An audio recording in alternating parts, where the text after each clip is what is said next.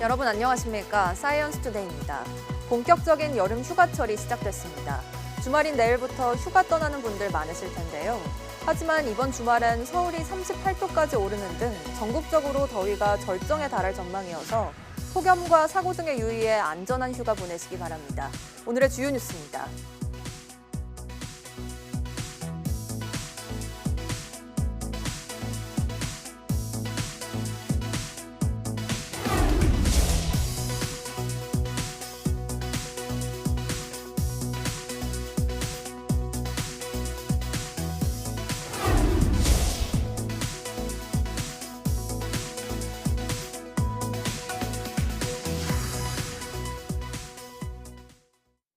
올여름은 더위가 예년보다 빠르게 심해지면서 하루 최고, 최저기온 모두 역대 최고를 기록한 것으로 나타났습니다. 더위의 기세가 갈수록 더 심해지면서 주말인 내일은 서울의 낮 기온이 38도까지 오르며 절정에 달할 전망입니다. 김민경 기자의 보도입니다. 예년보다 빠른 속도로 기세를 올린 올여름 더위. 밤낮 없는 무더위가 이어지더니 낮 기온은 물론 밤 기온까지 기록을 갈아치웠습니다. 여름이 시작된 뒤 52일 동안 하루 최고 기온 평균은 29.4도, 밤 최저 기온 평균은 20.6도로 모두 관측 이래 가장 높았습니다. 같은 기간으로 놓고 보면 과거 가장 더웠던 1994년과 2018년보다도 더 뜨거운 셈입니다. 폭염과 열대야가 나타난 날도 1994년에 이어 역대 두 번째로 많았고 더위 확산 속도는 2018년을 앞질렀습니다. 문제는 더위가 수그러들지 않고 오히려 더욱 심해지고 있다는 점입니다. 7월의 중순을 지나면서 더위의 본격화가 되는 8월로 접어들게 되는 그 상황인데요. 지금까지의 기온 현황이 역대급에 이르는 그런 값을 기록하고 있기 때문에 우리나라 대기 중하층에는 북태평양 고기압이, 상층에는 티베트 고기압이 덮으면서 마치 두꺼운 이불을 겹겹이 덮은 듯한 더위에 갇혀 있습니다. 맑은 하늘 아래 뜨거운 햇살까지 더해져 한층 심해질 걸로 보입니다. 여기에 먼 남쪽 해상에 있는 태풍과 북태평양 고기압 사이에서 남동풍이 강하게 유입되면서 주말까지는 서쪽 지역을 중심으로 기온이 크게 오를 걸로 보입니다. 기상청은 서울 낮 기온이 내일은 37도, 모레는 38도까지 오를 걸로 내다봤습니다. 역대 최고 기온을 기록했던 2018년에 39.1도에 근접하거나 이를 넘어설 수 있다는 우려도 나옵니다. 24일 날보다 25일, 26일이 더 높아지면서 서울 관측소의 38도, 일부 다른 지역에서는 이것보다 더 높게 올라갈 가능성도 있겠습니다. 폭염이 갈수록 심해지는 가운데 제주도는 먼 남쪽 태풍의 영향과 대조기가 겹치며 높은 파도가 예상돼 해안가 안전사고가 나지 않도록 대비가 필요합니다. YTN 김민경입니다. 폭우 뒤 찾아온 폭염으로 지난 23일 기준 온열 질환자가 107명 발생했고 이 가운데 1명이 숨졌습니다. 행정안전부가 발표한 안전관리 1일 상황에 따르면 올해 누적 온열 질환자는 총 1,963명, 사망자는 10명으로 집계됐습니다. 가축 피해도 잇따라 23일 하루에만 돼지 651마리, 가금류 22,974마리 등 총 23,625마리가 폐사한 것으로 나타났습니다. 폭염 속에 바닷물까지 뜨거워지면서 상어와 해파리 출몰이 잦아지고 있습니다. 해수욕장마다 차단용 그물을 설치하는 등 본격적인 여름 휴가철을 앞두고 피서객 안전 대책을 강화하고 있습니다. 송세혁 기자가 취재했습니다. 강원도 강릉 경포 해수욕장 앞 50m 해상, 수영 한계선 부근에서 그물을 바닷속으로 내리는 작업이 한창입니다. 잠수부들은 그물을 바닥의 모래주머니에 연결해 고정합니다. 상어와 해파리가 해안 가까이 다가오지 못하도록 막기 위한 방지망입니다. 이번에 설치한 방지망은 길이만 600m에 이릅니다. 그물코는 이렇게 손가락 2개가 겨우 들어갈 정도로 촘촘합니다.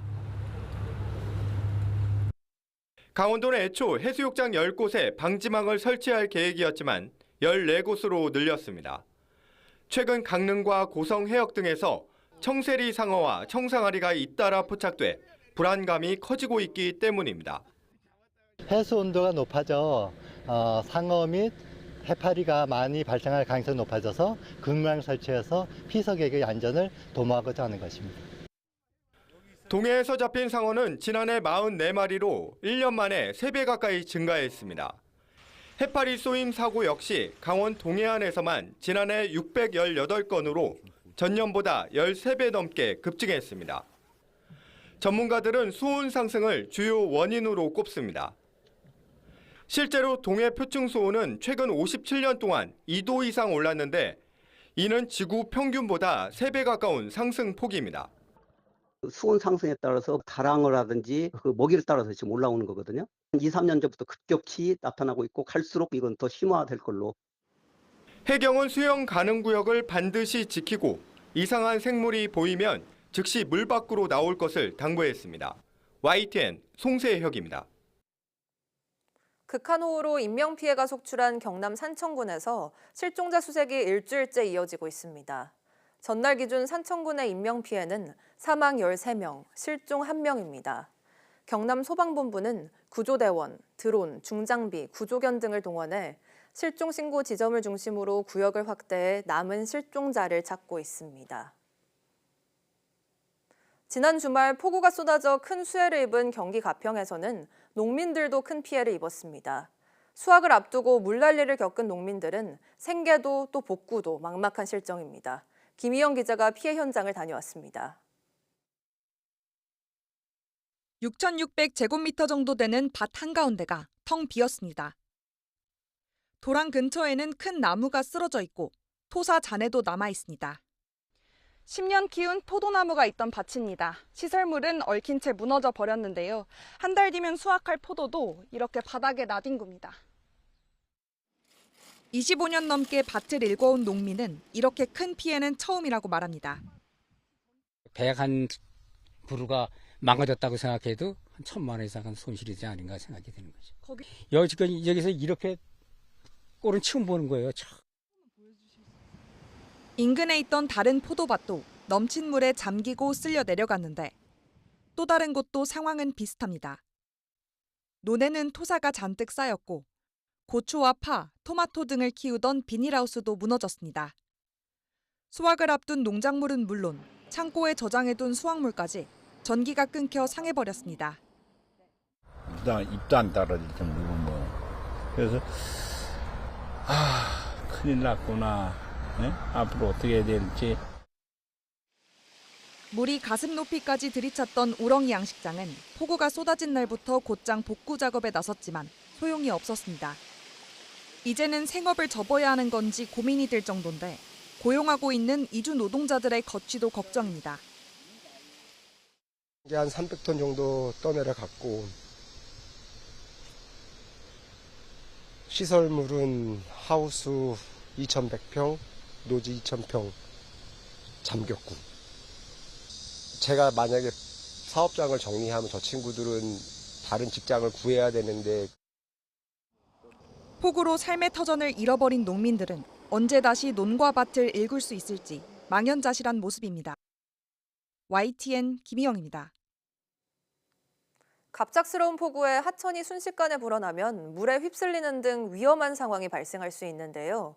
국내 연구팀이 인공지능을 이용해 도심의 돌발 홍수를 예측할 수 있는 기술을 개발했습니다. 임늘솔 기자입니다.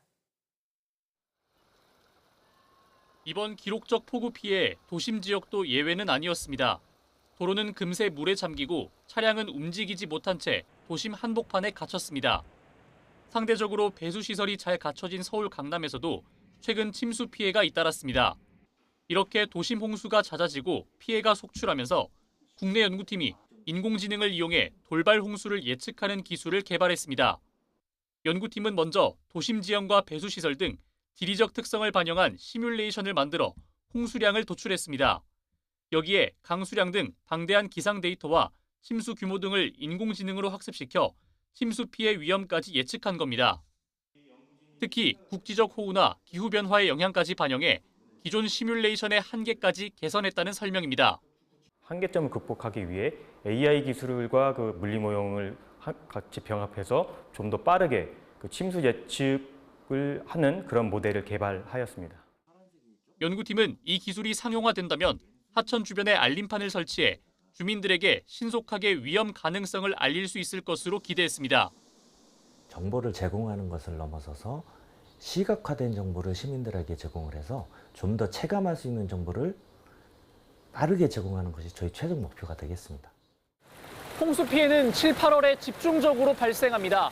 연구팀은 이번 기술을 활용해 시민들이 홍수 가능성을 미리 알고 자발적으로 대피할 수 있게 할 계획입니다. YTN 사이언스 임늘솔입니다. 국내 연구팀이 애플과 삼성전자, 구글, 샤오미 등의 스마트폰 15종을 대상으로 실험한 결과 11개의 취약점이 나타났다고 밝혔습니다. 카이스트 김용대, 경희대 박철준 공동연구팀은 스마트폰 통신 모뎀의 하위 계층에서 조작된 무선 신호 하나만으로도 기기를 마비시킬 수 있는 보안 취약점을 발견했다고 말했습니다. 연구팀은 상용 스마트폰에 조작된 무선 패킷을 주입하자 스마트폰의 통신 모뎀이 즉시 멈췄다며 단 하나의 무선 패킷으로도 상용기기의 통신 모뎀을 마비시킬 수 있음을 확인했다고 밝혔습니다. 특히 이 취약점들은 잠재적으로 원격 코드로 실행될 수 있어 심각성이 크다는 설명입니다. 또 이 모뎀 칩이 스마트폰뿐 아니라 태블릿, 스마트워치, 사물 인터넷 기기에도 광범위하게 사용되고 있어 사용자 피해가 커질 수 있다고 지적했습니다. 정부가 네이버와 쿠팡 등 슈퍼앱 5곳에 개인정보 관리 강화를 권고했습니다. 슈퍼앱은 하나의 앱에서 검색과 쇼핑, 금융 결제 등 다양한 서비스를 제공하는 온라인 플랫폼입니다. 개인정보보호위원회는 네이버와 쿠팡, 카카오톡, 배달의 민족, 당근 등 5곳의 사전 실태를 점검했습니다. 이들 슈퍼앱에서는 여러 사업자가 연계돼 이용자 개인정보가 충분한 설명 없이 이전되거나 공유될 수 있다는 점을 고려해 점검이 이뤄졌습니다. 위원회는 이번 점검 이후 네이버 등 5곳의 개인정보 이전과 연계 지점에 대한 관리를 강화하라고 권고했습니다.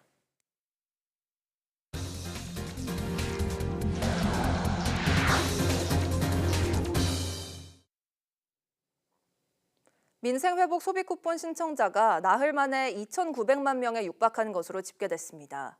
이 과정에서 일부 지자체가 소득이 드러나는 색깔 카드를 지급해 질타를 받자 수해 복구로 지친 공무원을 동원해 교체 작업에 나서면서 혹사 논란까지 불거졌습니다. 이영원 기자입니다. 소비 쿠폰 지급 첫 주부터 신청자가 몰리면서 사흘 만에 2,100만 명을 넘어섰습니다. 전체 대상자의 42.5%로 이들에게 지급된 쿠폰 액수만 3조 8천억 원이 넘습니다. 신청자 대부분은 쿠폰을 카드로 받았습니다. 문제는 일부 지자체가 신청자의 소득 수준이 드러나는 카드를 지급한 건데 대통령까지 질타하자 부랴부랴 공무원을 동원해 색상 교체 작업에 나섰습니다. 이 과정에서 수해 복구로 가뜩이나 지친 직원들을 밤 늦게까지 혹사하면서 또 다른 논란이 불거졌습니다. 수해 복구로 업무가 폭주한 상황에서 경무에 시달려 왔습니다. 그런 상황에서 그 스티커 작업을 자정 무렵까지 마치고 자정이 넘어서야 퇴근하는 이 시민들한테만 사과할 것이 아니라 고생하고 욕먹고 이런 우리 공무원들한테도 정부는 이 같은 일이 반복되지 않도록 거듭 당부했습니다. 소비 쿠폰 지급 현장을 직접 점검하기도 한 윤호중 행안부 장관은 국민 인권과 안전을 최우선에 둔 세심한 배려를 강조했습니다. 소비 쿠폰이 지역 경제 활성화에 마중물이 될 수 있도록 차질 없이 또 쿠폰을 받지 못하는 사각지대가 없도록 몸이 불편한 어르신이나 장애인을 위해 직접 방문해 신청받는 서비스를 적극적으로 운영해달라고 주문했습니다. YTN 이영훈입니다. 민생회복지원금이 입금된 선불카드를 판다는 글이 중고거래 플랫폼에 올라오는 등 불법 거래 정황이 나타나자 경찰이 특별 단속에 나섰습니다. 소비 쿠폰을 사용한 것처럼 꾸며 현금으로 받는 이른바 카드 깡도 주요 단속 대상입니다. 오승훈 기자가 보도합니다. 중고거래 사이트에 민생회복 쿠폰을 검색하니 선불카드를 판매한다는 글이 여러 개 나타납니다. 민생회복 지원금 15만 원이 들어있지만 사용할 여건이 안 된다며 13만 원에 팔겠다고 적혀 있습니다. 이 같은 불법 유통 정황이 나타나자 경찰청은 소비 쿠폰 사용 시한인 11월 30일까지 특별 단속에 돌입하기로 했습니다. 우선 가게 점주가 실제로 물품을 팔지 않고 민생회복 지원금 선불카드로 결제만 한 뒤 일부 현금을 손님에게 돌려주는 이른바 카드깡을 단속합니다. 중고거래 사이트 등에서 돈을 받고 민생회복 쿠폰을 파는 건 물론 팔기로 한 뒤 돈만 챙기는 사기 행태도 단속할 계획입니다. 각 시도경찰청 사이버수사대와 반부패 경제범죄수사대 등이 특별 단속을 맡고 필요한 경우 일선 경찰서 전문 수사 인력까지 투입할 예정입니다. 경찰청은 범죄 행위로 얻은 수익금도 끝까지 추적해 기소 전 몰수 추징 보전으로 환수하겠다고 밝혔습니다. YTN 오승훈입니다. 극장가 부진이 이어지는 가운데 정부가 오늘부터 영화 티켓 6,000원 할인권을 배포합니다. 문화체육관광부와 영화진흥위원회는 오늘 오전 10시부터 영화관 입장권 6,000원 할인권 450만 장을 뿌립니다. 할인권은 멀티플렉스 상영관 홈페이지 앱에서 1인당 2매씩 발급받을 수 있고 9월 2일까지 사용 가능합니다. 제휴카드 할인도 카드사 최소 결제 금액 이상 조건만 갖추면 중복으로 적용되지만 통신사 멤버십 할인은 중복해 사용할 수 없습니다. 최근 무더위 속에 당이 적다는 점을 내세운 제로 아이스크림을 찾는 소비자들이 늘고 있습니다. 하지만 일부 제품이 일반 아이스크림과 비교해 열량이나 포화지방 함량에서 큰 차이가 없는 것으로 나타났습니다. 또 당 대신 들어간 대체 감미료가 복통 등을 일으킬 수도 있어 반드시 성분 확인이 필요하다는 지적입니다. 오동건 기자가 취재했습니다. 당이 낮다며 제로를 강조한 아이스크림 제품. 무더위에 소비자들이 더 많이 찾고 있는데 실제로 담 함량이나 열량은 낮을까? 용기에 들어있는 파인트 제품, 과자 사이에 들어있는 모나카 제품, 이렇게 초코로 둘러싸이는 초코바 제품, 이렇게 11개 제품을 분석해봤습니다. 그런데 이 초코바 제품이 보통 아이스크림과 열량과 포화지방에서 큰 차이가 없었습니다. 초코바 형태 제품의 열량은 149에서 201kcal, 포화지방도 8에서 10g으로 일반 아이스크림의 열량과 포화지방 함량과 차이가 없었습니다. 반면 파인트형 제품의 열량은 최소 57kcal로 상대적으로 낮았고 대부분 제품에서 당류가 없거나 함량이 매우 적었습니다. 하지만 설탕 대신 대체 감미료인 당 알코올류가 들어간 제품이 대부분이었습니다. 당 알코올은 설탕보다 열량이 낮고 청량한 단맛 때문에 다이어트 제품에 많이 사용됩니다. 11개 중 10개에서 에리스리톨과 말티톨 등 당 알코올류가 사용됐고 함유율이 전체 아이스크림 성분에서 10%가 넘는 제품도 4개 있었습니다. 과잉 섭취 시 건강에 나쁜 영향을 줄 수 있어 주의가 필요합니다. 까지 도달해 장내 미생물 균형 영향을 줄 수 있고 과량 섭취 시 복부백만, 가스, 설사를 유발할 수 있습니다. 또한 일부가 소장에서 흡수되어서 혈당과 인슐린 반응을 유발할 수 있어서 전체적으로 총 내용량당 칼로리와 그리고 총 내용량당 지방이나 포화지방 함량을 꼭 확인하시고 선택하셔야 합니다. 소비자원은 최근 아이스크림 외에도 제로를 강조한 제품이 많아지면서 당 알코올 섭취량이 크게 늘고 있다면서 전체 가공식품의 대체 감미료 사용 실태 조사 필요성을 식약처에 건의할 예정이라고 밝혔습니다. YTN 오동건입니다. 의대생들의 2학기 복귀 허용 등 또 한 번의 학사 유연화 조치가 나올 것으로 전망되면서 특혜 논란도 커지고 있습니다. 특히 본과 3학년의 졸업 시기를 두고 정부와 의대가 이견을 보이기도 했는데 결국 대학 자율에 맡기는 쪽으로 결론이 날 것으로 보입니다. 염혜원 기자입니다. 새 정부 들어 첫 의대 교육 정상화 방안을 내겠다던 교육부는 전날 밤 돌연 발표를 취소했습니다. 정부가 발표하려던 방안은 의대생들의 2학기 복귀 허용이 주된 내용입니다. 원칙대로라면 의대는 1년 학기제로 운영되기 때문에 1학기 유급생은 2학기 수업도 들을 수 없습니다. 정부가 또 한 번의 특례를 주려는 이유는 당장 돌아와 수업을 몰아들으면 이수가 가능할 거란 기대 때문입니다. 하지만 임상실습을 52주 이상 해야 하는 본과 3, 4학년은 여전히 문제입니다. 내년 8월 졸업할 4학년을 위해선 의사 국가시험을 추가해야 하고 3학년은 졸업 시기를 후년 2월에 할지 8월에 할지 고민하다가 초유의 5월 졸업 방안까지 등장했습니다. 다만 이를 위해선 학칙 변경 등 행정 절차를 싹 바꿔야 해 이견이 나왔고 대국민 발표 일정까지 미루게 된 겁니다. 결국 5월 졸업 일정은 없던 일이 됐습니다. 대신 대학이 2월과 8월 졸업 중에 하나를 알아서 정하기로 가닥을 잡은 거로 보입니다. 하지만 이런 방안을 발표하기도 전인데 이미 대학생 커뮤니티엔 의대생에게만 특혜를 주는 데 대한 비판이 넘쳐나고 국회 국민동의 전자청원엔 벌써 6만 명 이상이 특혜 반대에 동의했습니다. 더 이상 학사 유연화는 없다고 선을 그었던 교육부 역시 또 한 번 스스로 원칙을 철회했다는 비판은 피할 수 없을 것으로 보입니다. YTN 염혜원입니다. 구글의 모회사 알파벳의 실적 호조 영향으로 뉴욕 증시에서 대형주 중심의 스탠더드 앤드 푸어스 500 지수와 기술주 중심의 나스닥 종합지수가 이틀 연속 동반으로 사상 최고치 기록을 세웠습니다. 뉴욕 증시에서 S&P 500 지수는 0.07% 오른 6,363.35에 마감하며 4거래일 연속 최고치를, 나스닥 지수는 0.18% 오른 21,057.96의 거래를 마치고 2거래일 연속 최고치를 기록했습니다.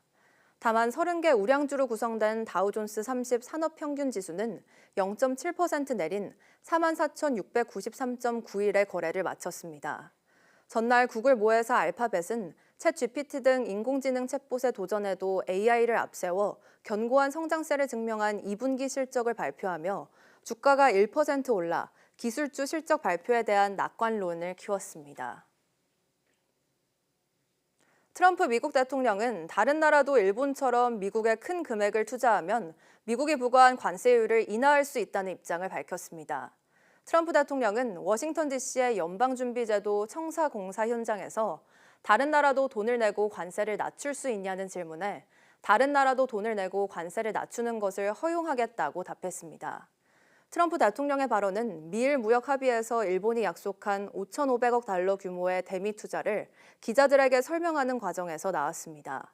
또 일본은 미국에 5,500억 달러를 줬고 관세를 약간 낮췄으며 일본 시장을 개방하는 데 동의했다며 쉽지 않았다고 말했습니다. 트럼프 행정부의 관세 전쟁을 계기로 새로운 무역 상대를 찾아 미국 의존도를 낮추려는 각국의 합종 연횡이 활발해지고 있습니다. 아직 논의 결과를 예상하긴 이르지만 미국 중심의 통상 질서가 중대한 변곡점을 맞을 수 있다는 관측도 나오고 있습니다. 보도에 유투건 기자입니다. 세계 5위와 6위의 경제대국인 인도와 영국이 자유무역협정 FTA를 공식 체결했습니다. 3년 넘게 지지부진했던 양국의 협상은 트럼프 행정부 출범 이후 급속도로 진전됐습니다. 이번 협정으로 자동차와 위스키, 섬유 등 양국 주력 상품의 관세는 큰 폭으로 인하됩니다.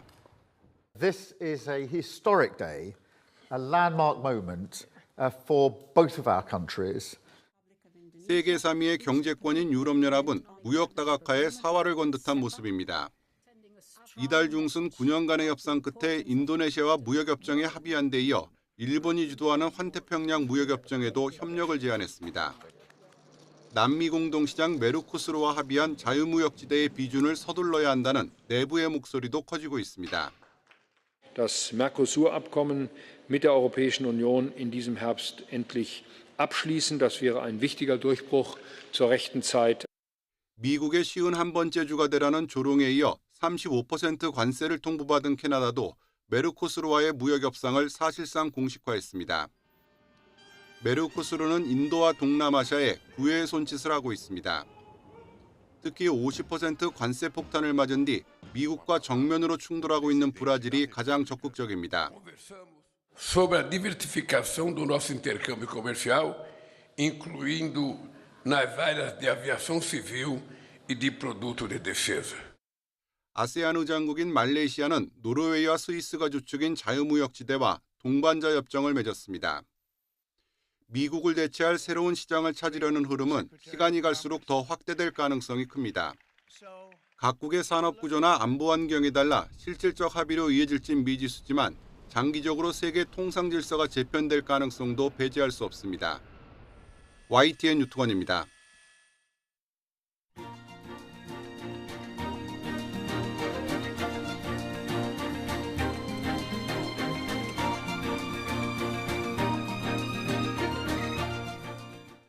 (7월 25일) 오전 사이언스 투데이 마칩니다. 오후 뉴스도 많은 시청 바랍니다. 시청해주신 여러분 고맙습니다.